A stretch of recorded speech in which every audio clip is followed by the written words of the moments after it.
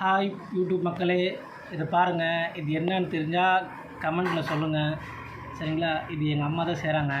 இது எல்லாமே ஒன்றோட ஷேப் இருக்குது. இந்த தட்டு ஃபுல்லாக செஞ்சு வச்சுருக்காங்க. தட்டு ஃபுல்லாக செஞ்சு வச்சுருக்காங்க, ஓகேங்களா? இது பாருங்கள்.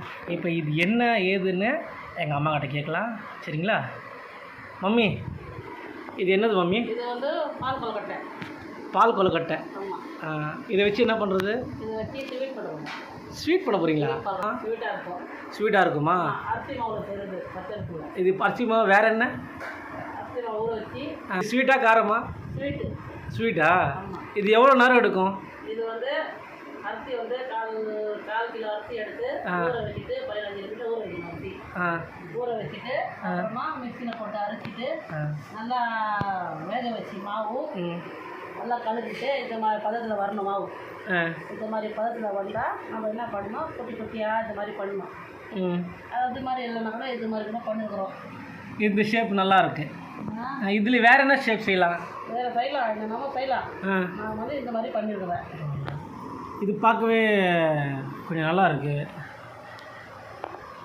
பார்த்தீங்களா காய்ஸ்? இப்போ இது எப்படி மேக் பண்ணுறாங்கன்னு பார்த்துக்கிட்டிங்க.